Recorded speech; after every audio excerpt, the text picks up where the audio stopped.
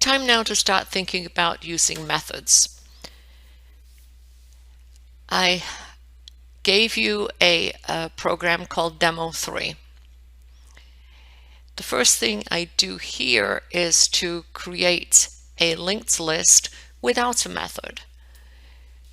So we're going to do it first without a method, print it out, and then we're going to do it with a method, print it out, and hopefully get the same thing. Rather than getting input from the keyboard, I put it into an array. This just helps me because I know exactly which numbers are going into this list. Again, you can certainly do it from the keyboard, from a file, any way you want. I just chose an array.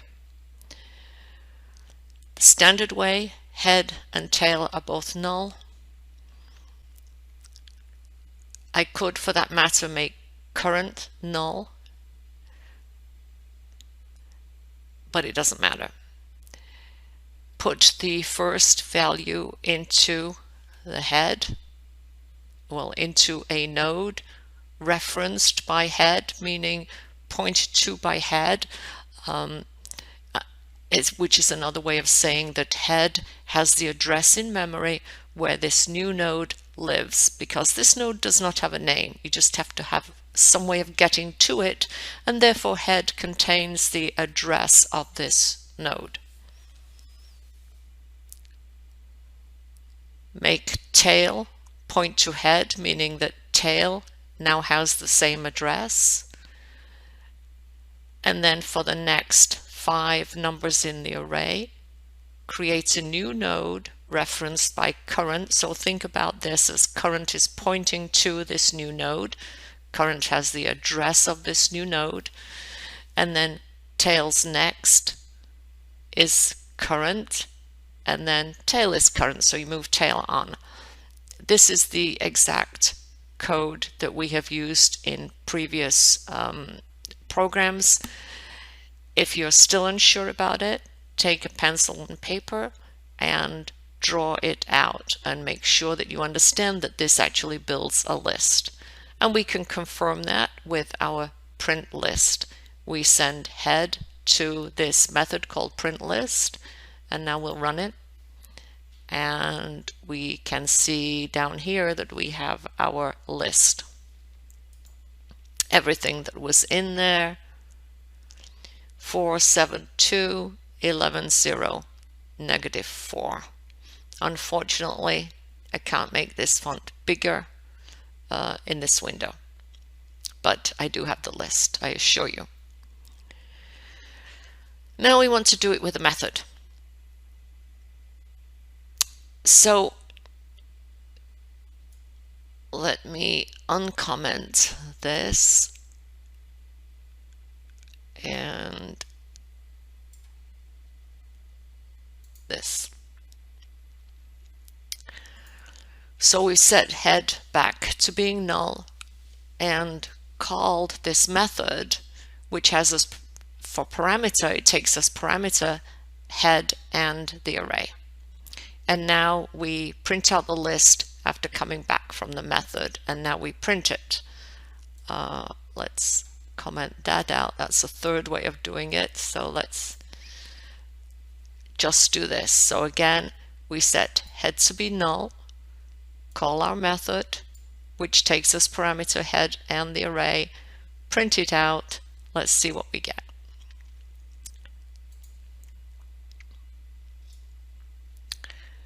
Not what we expected. We have the initial list, and that's from the print list after we did it without the method. Then we have this message that says we're printing after returning from the method, and then we have nothing. So we got this message out, so presumably we did line 35. We have executed line 36. We have actually executed line 37, but nothing got printed. And it's the same print list, so my print list method works. It worked the first time. I have no reason for it not to work the second time. The issue seems to be with this method. So let's look at that method.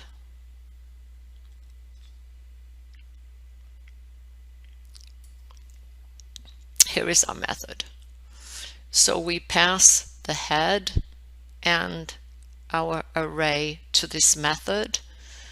This method does not return anything because if head is an object and if a method changes the object, then anything that gets changed by the method is automatically returned.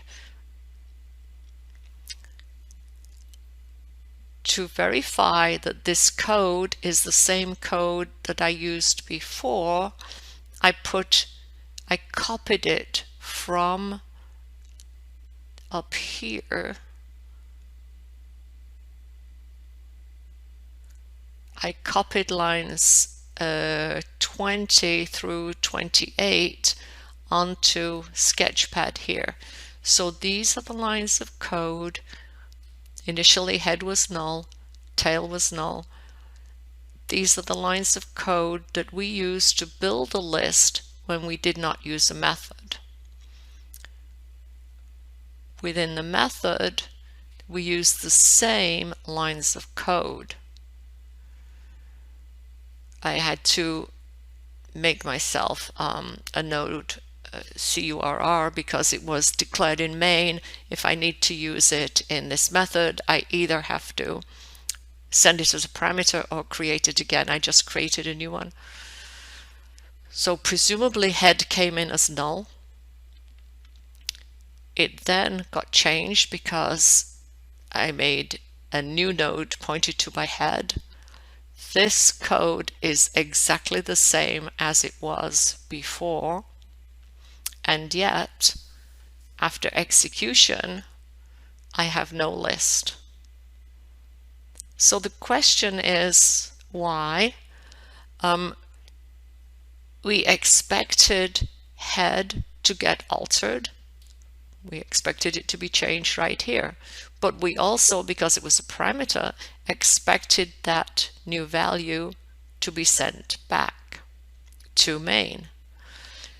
Well, let's first of all make sure that before we exit, the last thing we do here is let's print ourselves the head. And we can do it with an if statement.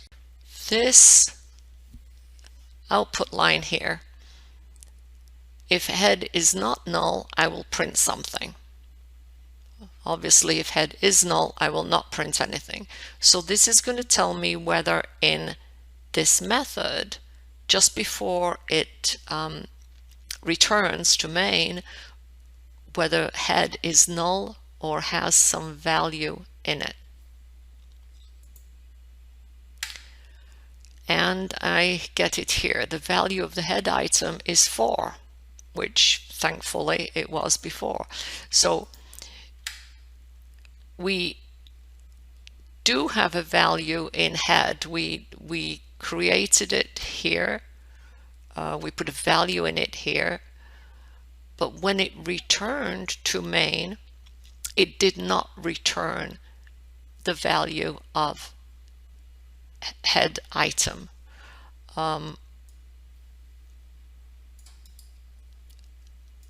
Let's make sure that we understand this.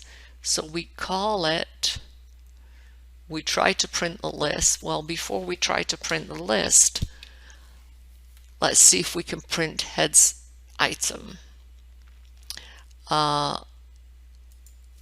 Let's put a disclaimer in here. If head is not null, because I can't really print something if head is null.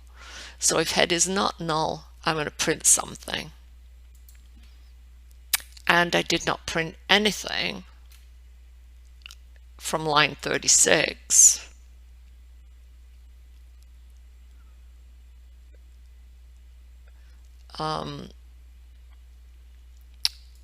Let's make sure, let's make that main. So it's printing out the value of head's item in the method, but it is not printing it out in main. In other words, on line 36, it believes that head is null, which makes sense because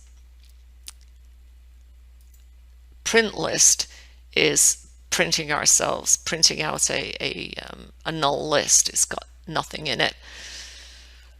So insert may very well create a list within the method, but when it returns, it is not changing the value of head, so it is not returning a new value of head. The list existed within the method, but when I go back to main, head is null.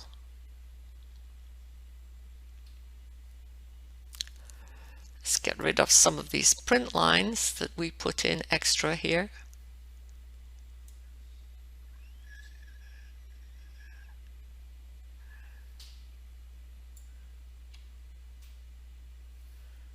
Let's just verify I didn't mess anything up. Okay, so let me comment that out and move on to another way of using a method. So now I have a method, I called it insert2,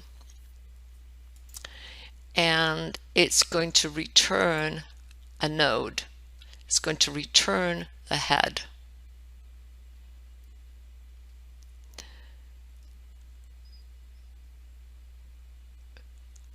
It has the exact same code as before. This and this is the same. The difference is that after creating the list, it returns the head. So we're not depending on this parameter for return, we're actually returning the head. And now when I run it, I get my list printed out.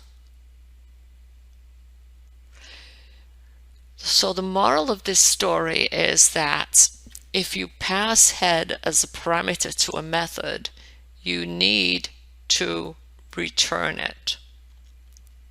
If you do not return it, any alterations made within the method to head will not be altered, will not be saved. Any alterations made within the list to another node will be saved, because as long as we can get to head and follow those next pointers, we will eventually get to the node that was changed, and that change is there in memory. So if, for instance, you altered the second node and you return the head, that second node, that alteration will be known. So I hope this helps. The main takeaway from this is that you need to return the head in whatever method you create.